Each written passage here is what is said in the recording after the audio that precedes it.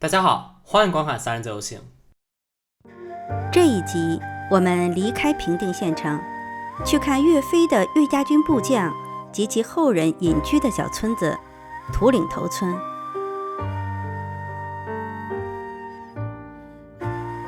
宋朝抗击英雄岳飞被杀之后，岳家军部将翟兴、翟进心灰意冷。宋仁宗天圣元年，他们携家人迁徙到太行山，过起了隐居的生活。千年之后，留下了一个古村。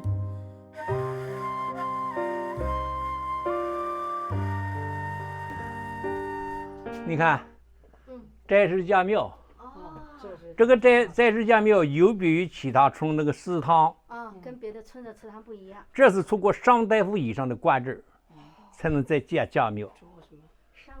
上大夫以上的官制。上大夫。哎，翟氏家庙，像我们翟敬、翟姓，这是我们的始祖，这是我们的祖先，这是我们的祖宗，迁到这里的第一位祖宗，这就是我们那个翟姓、翟敬。这两个人哈，在平定投的军，平定在宋朝的时候，为了抗击匈奴嘛，有了一支平定军。这回姚飞是一个部队，抗击英雄名将岳飞姚飞部下。岳家军可厉害了，可厉害了。我们这个翟氏家庙啊，它不仅是我们祖宗的庙，也是我们教育子孙后代的基地。平定县流传着这样一句话：宋家庄的翟，土岭头的台。在平定县，想看明朝万历年间的古戏台，当然要来土岭头村喽。有句话说，平定传人一句话说，宋家庄的翟，土岭头的台。这在平定是有名的这个台。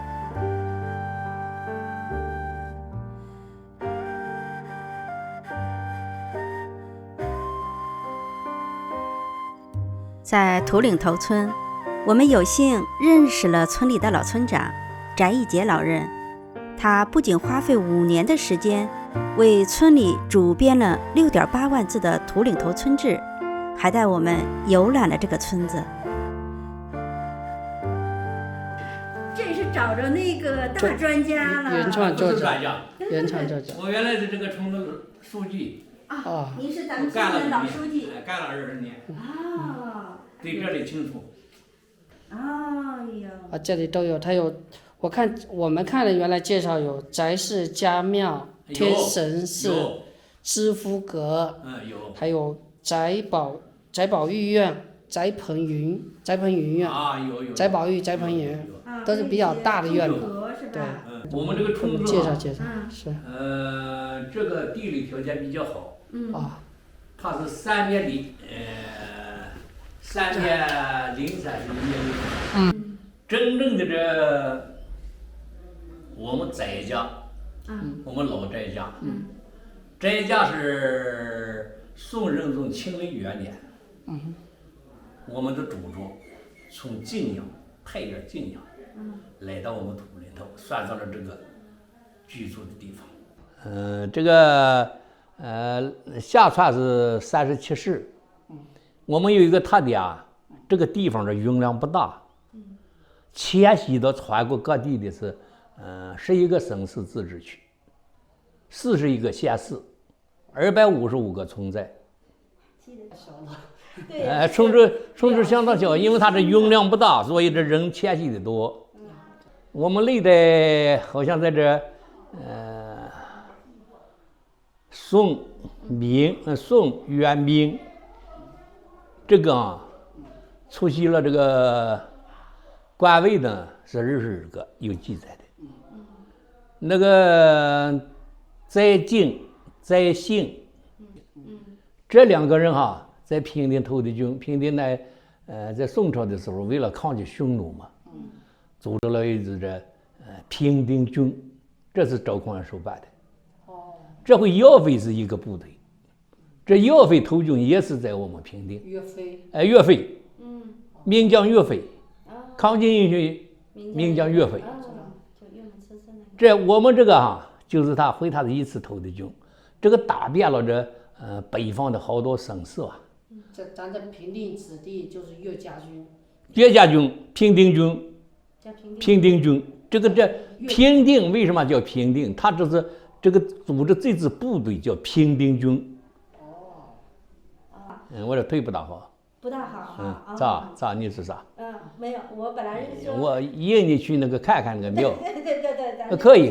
看一看，有那么多的文物古迹哈。典型的。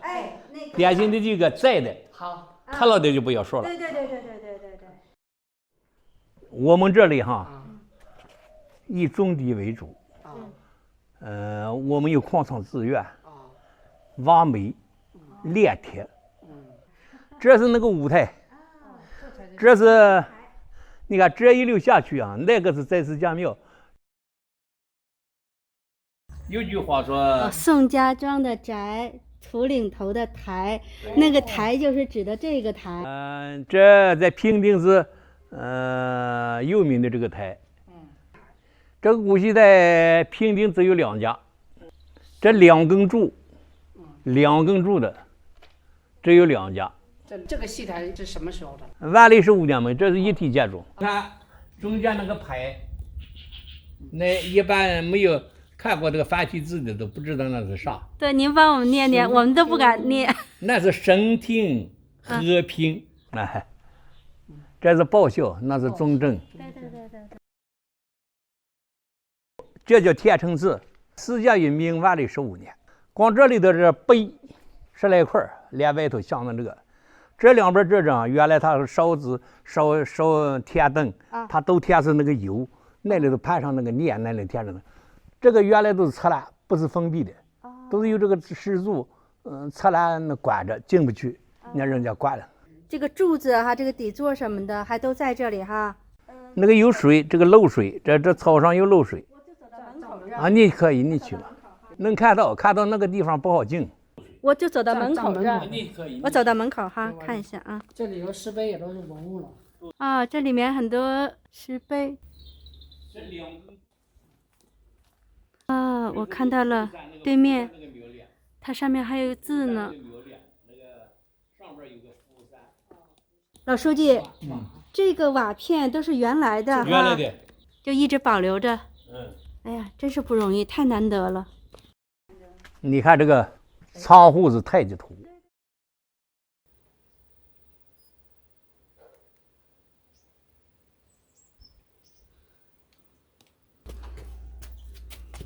你看在日家庙，在日家庙有别于其他从那个祠堂这是通过上大夫以上的官制才能再建家庙。像我们翟敬、翟兴、翟敬、翟兴，就是那2个跟着那个岳飞，这就是跟着岳飞的那俩。对，副将。你看，永光办事，你认得这个人物的？德伯谦丘。那不知道，那是繁体字。对，我们都不敢念。这个就是这是我们的始祖，这是我们的祖先，这是我们的祖宗，迁到这里的第一位祖宗。这就是我们那个翟姓翟敬。我们这个祠堂24小图。这个祠堂门，这个大殿门的时候是奉献报效。奉献报效。孝。树本追源，尊祖敬宗，孝当先。传承家风，教化子孙，德为重。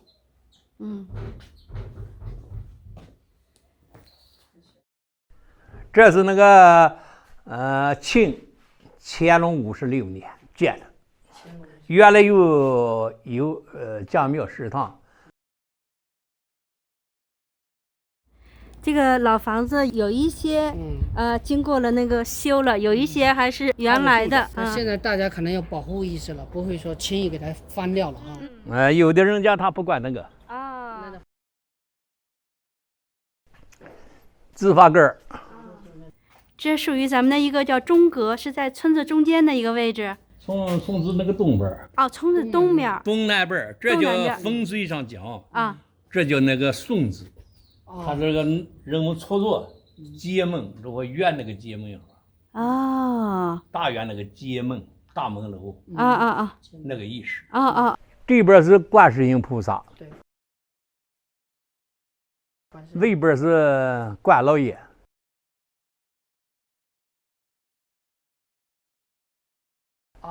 关老爷财神，观世音送子，这也是一个咱们村子里面的在东南方向的一个寨门儿。哎，这是一个寨门儿。像咱们这种阁有几个？就这一个哈。这是宋治13年修的。清朝宋治13年，那叫驿道，原来的官道。这个从南到北通上就走过去了。你看咱这个有一块地儿大家都会利用起来。这应该是圆白菜、卷心菜。溜那个关的那个门，那个人过不来，咱们就进不去。上边开门进去看看。这是。谢谢您了，哎，对，麻烦您，哎。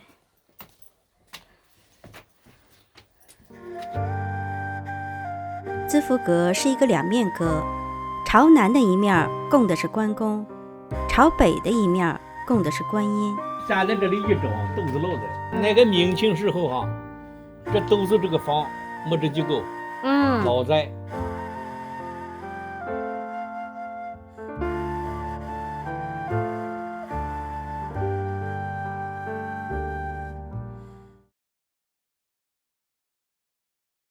这是专心拍摄的汤圆落在了后面，被锁在资福阁里面的画面。老人家还以为你出来了呢。现在那个您看这公交不就都能开到咱们村子里了？这就是平定到这里的终点站。从平定县城这个终点站就是咱们村这就是唐宋古塔。1500年了。1500年了。这个是比较典型的唐朝的那个风格，就上面这个塔顶。唐朝的建筑就是比较大气，对，而且很精美。这个是7阶，不是现在这5阶底下还有2阶，那个高。就是它有7层，算是吧？1、2、3、4、5是吧？下面还有2层。下面2层是那高的那层，那个我们经常钻进电脑去。人们总能听见地下18层人家磨面干绿磨面晒面。其实那是个传说，但是那个口柱它小，那个体积大，钻进一会儿那个外边传的这风声人声的，听着我们小时候经常听。这根据这阳茶寺文物局下来鉴定这算这2级文物，国家2级文物。它是一直在这还是后来挪过了？一直在这，没有挪过。没有挪过了。那这地方原来是个庙。那个是个寺院，原来那上边是寺院，这个是寺院的留存部分只留下这个了。它的这寺院的建筑留存部分。注意这个好嘞。慢点。你也慢点哈。没事。老书记，您家里几个孩子1个小子，2个伢子。1儿2女2个孙子。有2个孙子。现在也都出去上班工作了是吧？有一个是念书了。有一个念书呢。在这个徐州。在徐州，江苏。中国矿业大学。中国矿业大学。念那个研究生。今天才报道。今天去报道。2小子是在那个西安市的那公路监理站。这又是一个。这个是总统元代的。这个有个古庙这已经800多年了。800多年了。这文化革命打了，我们又支起来。我们在准备申请文物部门把它发掘一下。对。这个故事呢，还有一段传奇的说法。这是这个蛊虫，我们原来的蛊虫。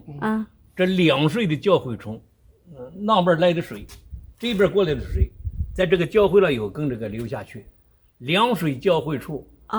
再一个，它这前边有一窝为正字，正狮字是这个五岁数字眼，它有吉祥的象征。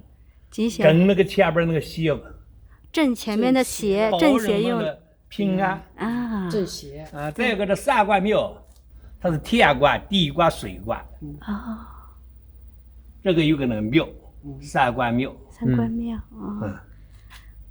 这原来是那个三官庙里面的，现在就剩这个狮子了。那个三官庙早就拆了，这个狮子人们一直保存着，为人们相聚而来800多年。